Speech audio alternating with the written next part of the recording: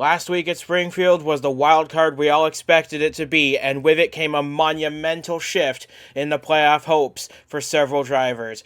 DJ Kurtis and Brandon Smith entered that race only 2 points apart. They now leave worlds apart in the title fight. Now all Kurtis has to do is to just bring it home for the next 3 races, and he will lay claim to his first career title. But before we can get to talk about the championship, we got to talk about the race itself here today. 80 laps around the historic North Wilkesboro Speedway, where the confines are tight, the racing is even tighter, and the action is through the roof, which is always the case when one-up turns up here in North Wilkesboro. And alongside me to bring you all the action once again is Ryan Griffin with us once more. And like I said, Springfield was a big wild card, but North Wilkesboro is going to bring these guys right back to earth because they got to focus back in on championship mode, especially with so few races left. 3 races to go, and at this point, you're racing the time to the end of the season. And we've got, after last week's unfortunate issues for both Kurtis and Smith, we got to see a little bit of the rally out of them until the moment that I'm sure everybody's still talking about, when Smith got caught up in an incident that basically ended his chance to gain anything on Kurtis. And Kurtis just did what he did, and right now he sits in a position to try to clinch a championship. But these last 3 races are the races where you have to be the most careful, because one mistake, one slip here or there can mean the difference between Kurtis having a nice smooth sail to the finale and maybe his first title, or he's looking at somebody else in position to clinch that title. And with only 3 races left in the season, there's limited opportunities for his championship challengers to close in on him. But with a jumbled up starting order for tonight's race at North Wilkesboro, anything's possible. As we can now bring you that starting lineup of 41 trucks strong for tonight's race. Clayton Sessom, who won at Irwindale with a last lap pass, a very similar short track to this. He lines up on pole position, his first in one-up competition, and he has playoff drivers Alex Sanvital and Jacob Buchholz alongside and behind him, respectively. But those two are very deep in the points hole. It would take a minor miracle to get them back in the championship contention. However, with DJ Kurtis starting all the way back in 14th for the start, maybe that miracle could come at North Wilkesboro if they can lead a lot today and maybe even win it.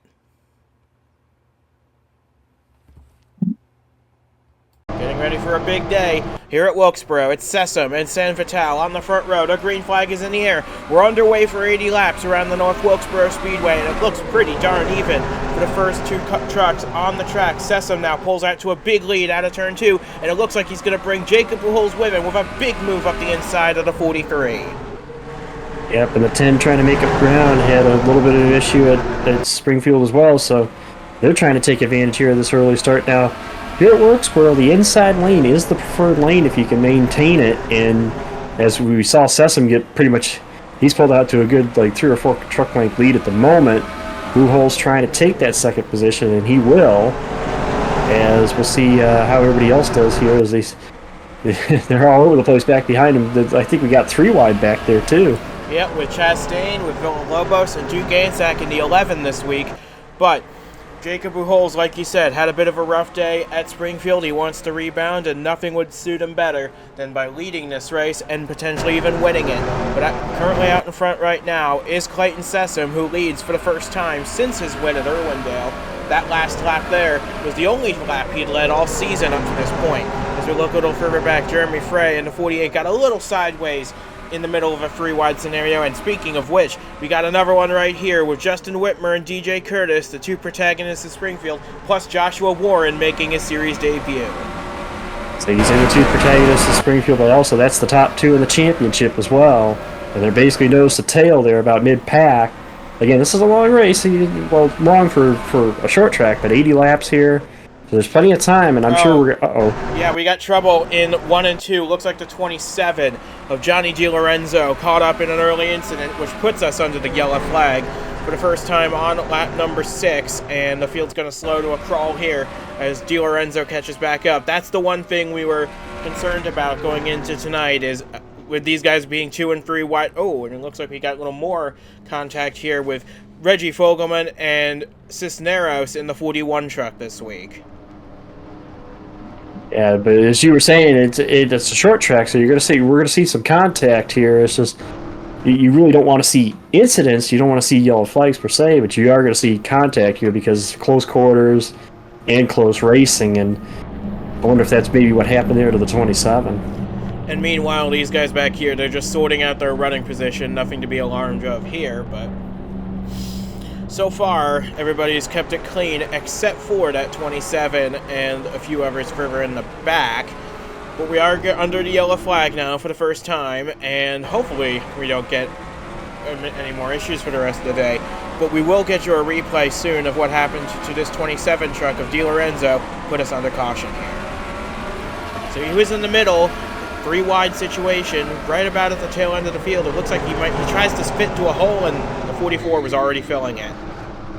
Yep, he tried to fit into a hole that wasn't there and paid the price for it. Kind of bounced it off the fence. Looks like he kind of got away with kind of minimal damage for hitting the wall, but obviously we'll see once we get back going again where the truck, and if he'll be off pace and be something that the leaders will have to note for later.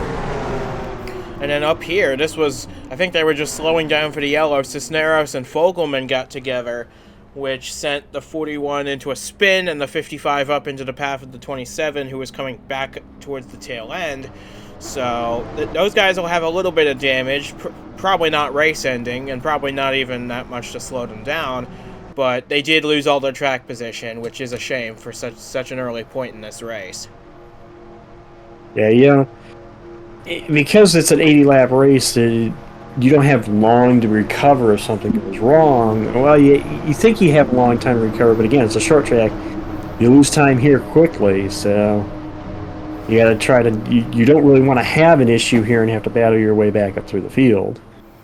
And we were just taking a look at our fastest lap leaderboard. Henry Brown in the 70 currently has that point with a 20:32. We'll see if that gets broken on the restart or even later in the race. But for now, he's got that point, which is good news for him, bad news for all the playoff drivers, hoping to get that point for themselves.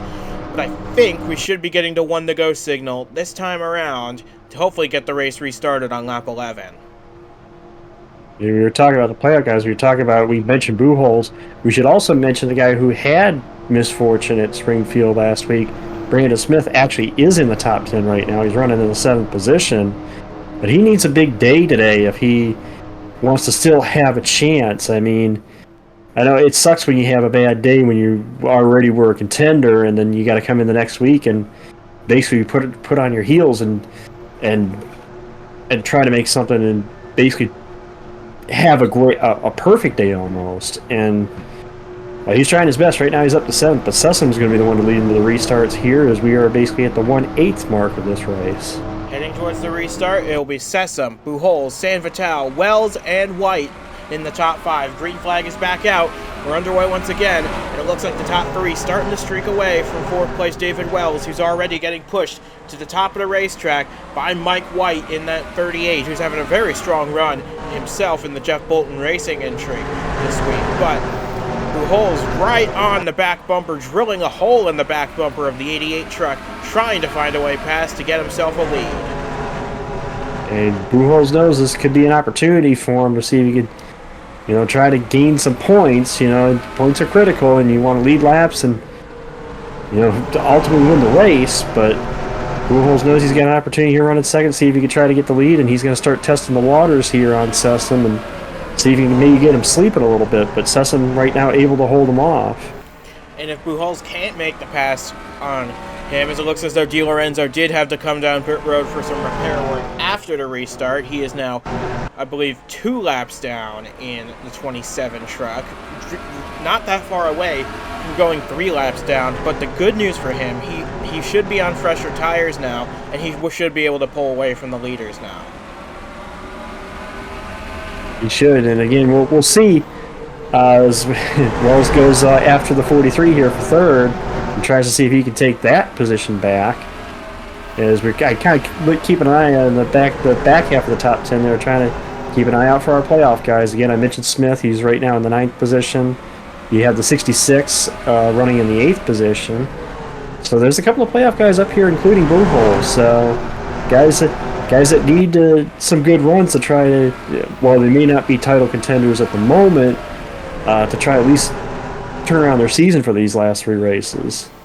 And then here's that 92 making a move for second on Buchholz. That's David Wells. He is racing for the Owners' Championship in the 92 for Fingai Saitomi Motorsports. And I think what he's trying to do is he's trying to starve the other playoff drivers of as many points as he can to try and help his teammate DJ Kurtis hang on to as big a points lead as he possibly can heading into the final 2 races. I mean, that's I figure thinking about this is what I would do as a teammate. If you know you're not in contention for the title, do what you can to help your teammate while at the same time helping yourself. And that's kind of what he's doing here, Wells, is by running second and trying to get an opportunity to maybe get up there and get for the lead.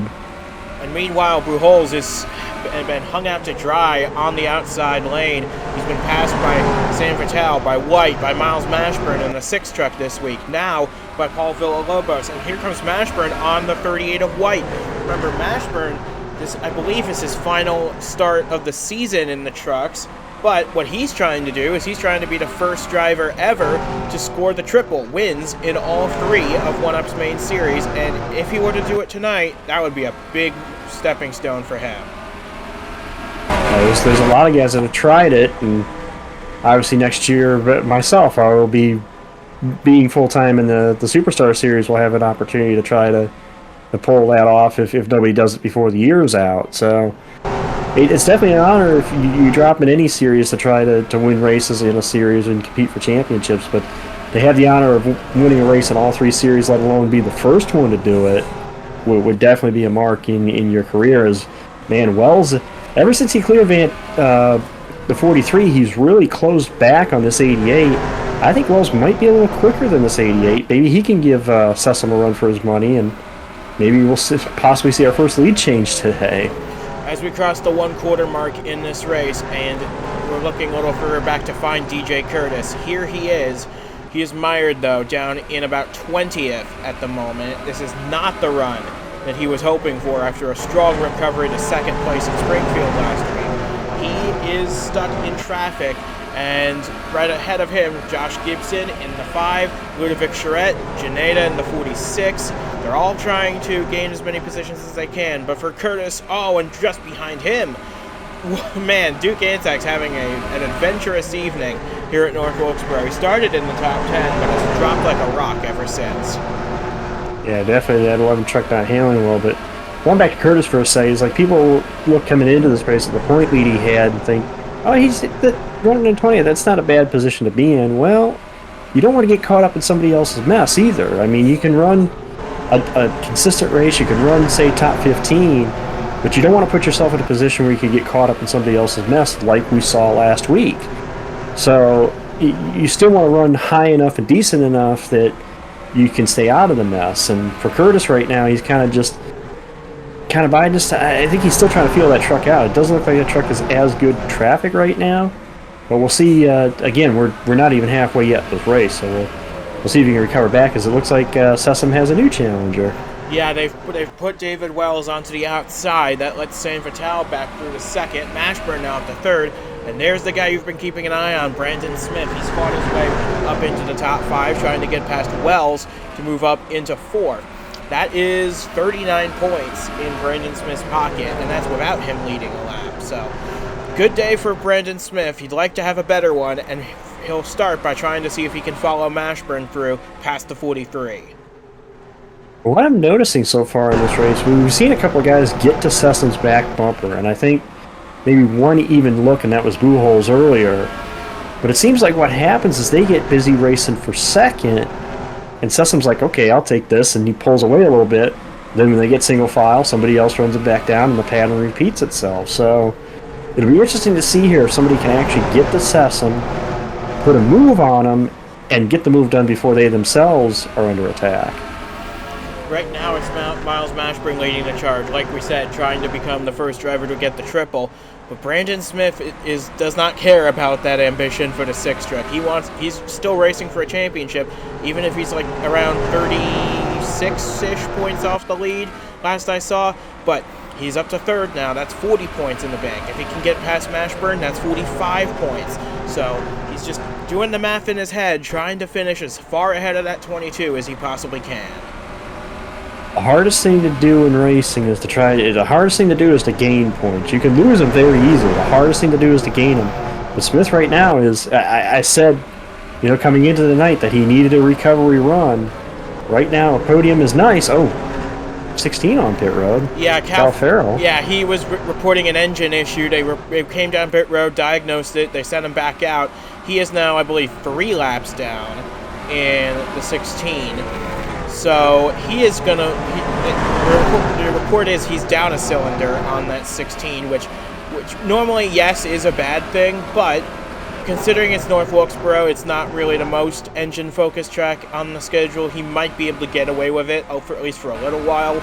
But the good news for the 16, he doesn't have to worry about tires for the rest of the race. He can go. Well, but for everyone else, they know they've got to make a trip in for some fresh ones. Meanwhile, Smith has taken over the 2nd position. Now we'll see. Again, we've seen a couple challengers at Sessum. Sessum has been able to hold them off. Let's see what Smith can do. Smith is the first one that we know, given his point situation, he knows he's got to try to get up front and lead laps if he can. And he's got the opportunity in front of him. Then again, Buchholz had the same opportunity yet wasn't able to get around the 88. So I think right now the 88 is the truck to beat unless somebody can actually get up there and get around him. And this shouldn't come as too much of a surprise. Clayton Sessum is very good on the short tracks. We saw that in full force at Irwindale a couple of months ago. But looking further back, Buchholz and San Vital, they were the challengers to the 88. They've now fallen back to about the mid part of the top 10, trying to just ride it out maybe until a pit stop. Maybe they can make an adjustment on their trucks. But up at the front, it continues to be Sessum. However, Brendan Smith is not letting him get away. Something to keep in mind too with Sessum, when he won that race at Irwindale, he was not the dominant truck. He was the truck in the case of the competitors tonight that was the one chasing, and he kept putting the pressure on, and eventually, the truck that was leading at the time, which I believe was the 83, had issues, and he took advantage of it and was the one hold the trophy at the end of the night. Well, man, Smith is all over that. I think there was contact all over the back bumper of the 88. And I think he's got to go soon because David Wells has gotten around Mashburn. Here he comes. Here comes Smith to the inside on Clayton Sessum. Is this going to be our first lead change of the evening? Yes, it will, by the slimmest of margins. Brandon Smith to the lead here at North Wilkesboro. And Smith, he knew he had to try to have. Well, I'm not going to say a perfect day, but he knew he had to get out front, lead laps, and contend for the win tonight to try to give himself his championship still some life. And he's done that as he's gotten 2 of those goals out. He's gotten to the front, and now he is leading. And now Sessum, I think, might have started to lose the handle on his own truck. Maybe it doesn't handle as well in dirty air. Maybe he's burnt the tires off it. Either way, he has now lost 2nd to David Wells, and he's in the process of losing 3rd to Miles Mashburn, as it looks like Buchholz and San Vital starting to drop down the order. They're stuck up high. And how about, I got to point that out, how about this yellow number 9 truck, Justin Browning? Yeah. He started 21st, and he's up to 4. So, up to 5th. But that's a nice little drive for somebody we don't get to talk about often. And I don't think he's got a ride lined up for next year, so this is a great way to audition for one for Justin Browning. And remember, he got a podium at Springfield last week. He got 3rd, so strong run of form for that 9 truck, and he needs it if he's going to have hope of landing a seat for next year. And something else I'm kind of noticing here too, maybe it's just the way the manufacturers, how they set up the trucks. We got 3 Fords in the top 5. You got Smith leading, you got Wells running second, and then again, I just mentioned in the 9, that's 3 Fords that kind of popped up in the, well, one we had already talked about Wells. Smith I had been keeping track of his run up, and now the 9 of Browning. So maybe the Fords are just handling now at this point in the race. They got a little better handling on the longer run than in this case, the Toyota of Sessom. So maybe that's just the way it is right now. Is you see, we got the Chevrolet obviously of Mashburn up there too. So and on top we'll of have that, to see if that. on top of that, there's also another Ford in 6th place, Mike White in the 38. So that's, I believe, 4 Fords in the top half dozen right now. So maybe that's just what it is. Maybe some of the teams and some of the manufacturers, their trucks are just built to or get a little better handling as the race goes on. As we see, Sessom has really fallen off. He's fallen down into the clutches of the 9 truck. And I think he's actually kind of holding up this line here. Yeah, he's starting to back the pack up into each other. Browning trying to find a way past the 88. Sessom obviously doesn't want to give up any more track position. But we're past halfway in this race now, and you see, I was just going to mention that. I was keeping an eye on him. Our points leader, DJ Kurtis, just outside the top 10 at the moment. The 66 is actually in 10th at the moment. So he's up to 12th place because it's the battle for 10th is directly ahead of him. Jacob Miller and Angel Gutierrez are fighting for 10th at the moment. So Kurtis just riding it out in 12th place. We know there's a pit cycle coming up in a relatively short amount of time. So the question now becomes, what does Kurtis do? Well, he had to have been told Smith is leading the race. What does he do? And see, I think at this point, the 22 team is kind of in a good position. You may look at that, they're outside the top 10 and one of their title contenders is leading. Well, at this point, this is what this team I noticed has done really well this season. Yeah, we've seen races where they've been dominant lead laps, but in the races where they haven't been the dominant truck, but we see them show up late in the race in the top 10 or top 5. And it seems like they're having another one of those races today. Now, if I were, like Brandon Smith and those guys, this is where I think I would, as soon as that window opens for tires, I'd be coming in. Try to get a jump on somebody like Kurtis. Get a jump on your title contender. And honestly, if you were Kurtis's team and if you wanted to try it, do that as well. Try to see if you could leapfrog your competitors to pit road, get the fresh tires early, and try to make up that time. We've seen it time and time again. The quicker you get to the tires, the more time you can make up. And we'll have to see who is the one of the front runners here in the race and contenders in the championship, so who's the first one to do that. And you notice Kurtis has just jumped up into the top 10. He's running 10th place right behind the 83. We're coming up on that window. I believe it's going to open within the next 2 laps, 3, 4, 5 laps. And it's going to be very interesting to see who's the first to bite, because the times have fallen off by quite a decent margin compared to what they were at the start of the race. Brandon Smith, though, he's got a pretty decent sized lead. Even with the lead he has, I don't think it's worth trying to hang it out unless he wants to try and build a tire delta to those around him and then try and charge late. Yeah, I think as soon as somebody blinks here, as soon as one of these lead lap, maybe even one of these top 10 trucks pits, I'm sure you'll see everybody just within the lap or two in. It's just going to be a matter of who wants to be the one to blink first, so to say. Well, we'll see what happens, because we got just under 30 laps to go here, and Brandon Smith's lead just keeps getting bigger. It's up to 1.2, 1.1 seconds over David Wells, who's hanging out in second, doing what he needs to do at the moment. Mashburn just chilling out right behind in third. These three, we got a decent-sized gap back to Sessom, who I still believe is holding up everyone behind him.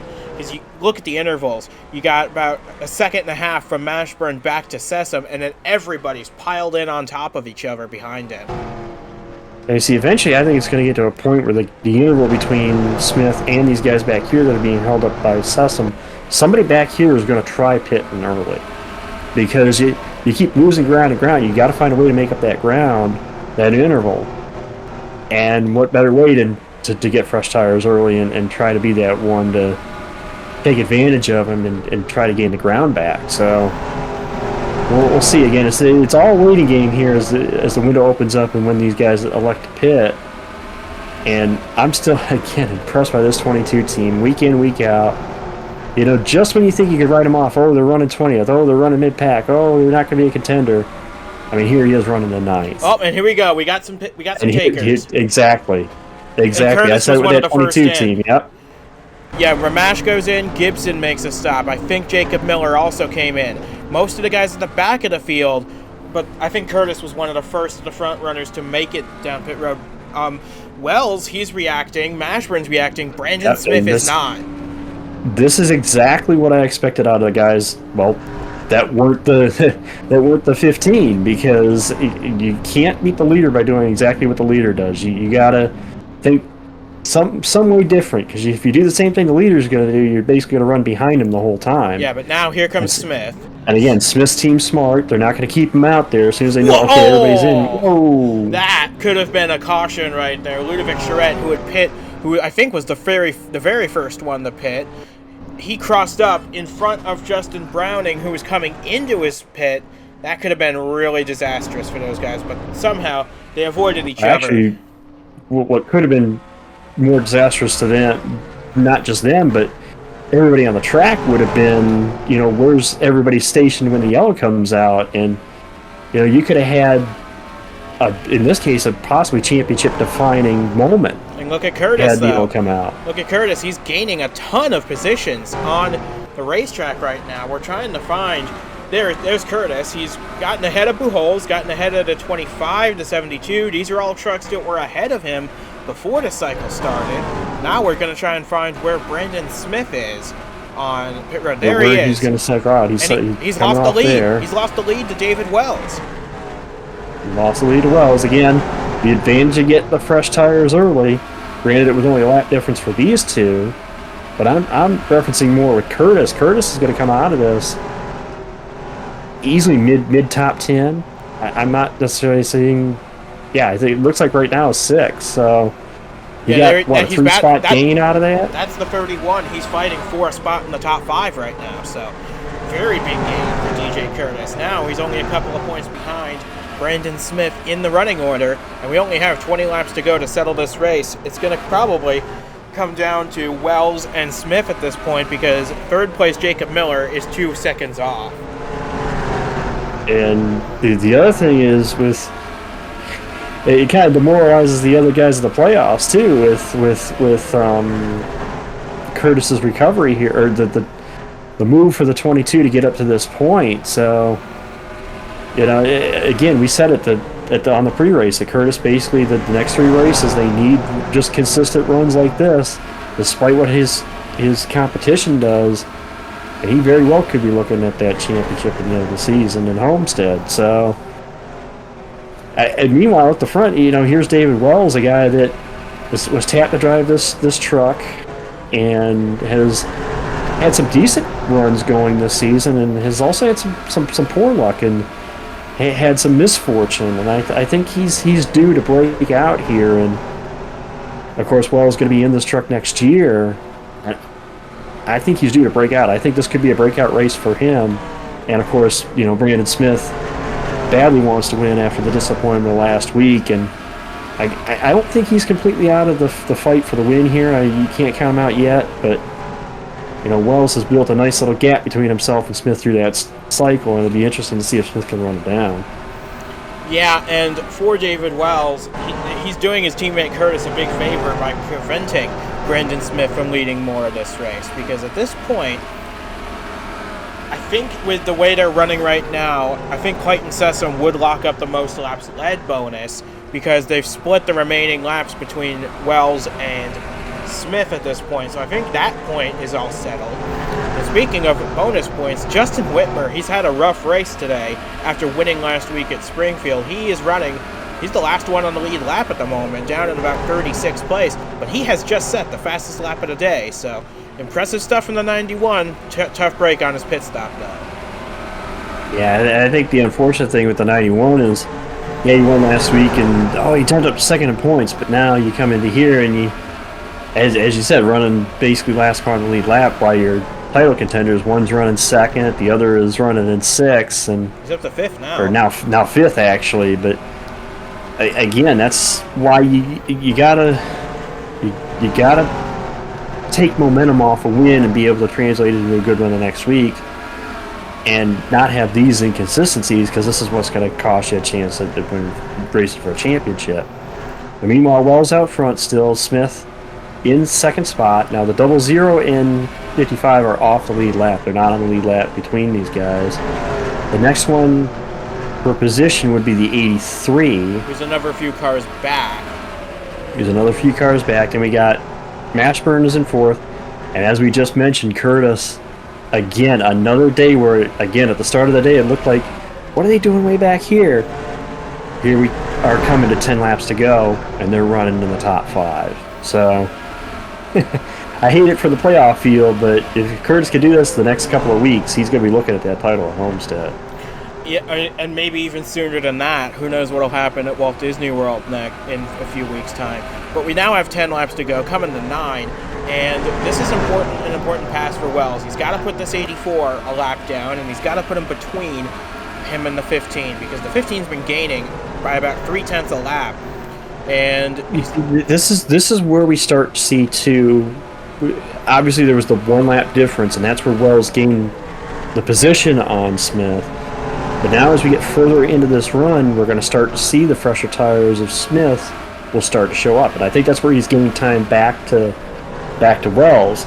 For Wells, he's got to basically do like what you said. He's got to keep trucks between himself and Smith, so Smith can't close that gap, and also has to deal with lap traffic. So we'll have to see if he can continue to hang on here. He's only got 7 laps to hang on, so it's not a lot of time. So. But if he can hang on, he'd join an illustrious list of winners for Fingai Saitomi Motorsports, and that would mean a huge deal to him. He's had an up-and-down career in one-up competition, and this would be the pinnacle of it if he can hang on to win. But he's got to get past the rookie, Sean McHale, making his one-up debut tonight in the 77 for Incendia Motorsports, and I don't think he wants to be lapped, especially so close to the end. Well, as somebody who's a member of that FPM Win Club, at least in the Truck Series and obviously the National Series, it'd be nice to have another member join that club. And although I think Wells has got his work cut out for him, though, because he does have that hard-charging Smith who knows he wants to win and knows he's got the opportunity in front of him. And we'll have to see what happens here in the next 4.5 laps, but Wells trying to do his best. I don't like the fact he's going high right now. I think he's got to keep it to the bottom, even though there may be the lap traffic in the way. Yeah, McHale is being a very big thorn in David Wells' side. I know it's his first career start in the series, and I know he's got a full-time modified deal for next season. But for Sean McHale, he's got to realize these two are going for a race victory. You should not get involved in this, but I think he just wants to put himself out there, show that he can hang on to some good track position, because now we only have 3 laps to go, and he's still not letting them by. And see, what's going to be interesting here is if Wells keeps it at the bottom, now what's Smith going to do? Because the bottom is the preferred lane. If he starts running the top or starts going to the top, that could cost him time to Wells. Might need to use the bumper at some stage of this race. He's done it before with the 88. Now the 92 might be trying it with the 77, because McHale is just not wanting to get out of the way. We're coming to the white flag, and he's stacking them up behind him. And, Smith gets a little tight in the 3. He moves up. That allows Jones to his inside. That's gonna help Wells, because now Smith is held up at the lap truck. And Wells, I don't think he has to pressure so much with the 77, because Smith is way up to the top side, and he's lost ground. I think Wells is going to bring this home. So David Wells, who was thrown a lifeline for his career by Fingai Saitomi Motorsports, is going to reward them in a big way here today as he comes off of turn 4 to become One-Up's newest winner. David Wells gets the job done at North Wilkesboro, his first win in One-Up competition, and the first for this 92 truck in quite a long time. That is going to do them good in the Owners' Championship. Brandon Smith brings it home second, which would normally be a very good day for him, but he knows how close he came to a win tonight, and he also knows DJ Kurtis only finished 3 spots behind him. How about, again, the 22 team again delivers with a top 5 run. Obviously, the rest of the top runners here, you got the 83 finishing third. Miles Mashburn, and his truck start ends up what I believe you said is his last start of the season, is with a top 5 finish. A couple other notables. Sessom ended up 6.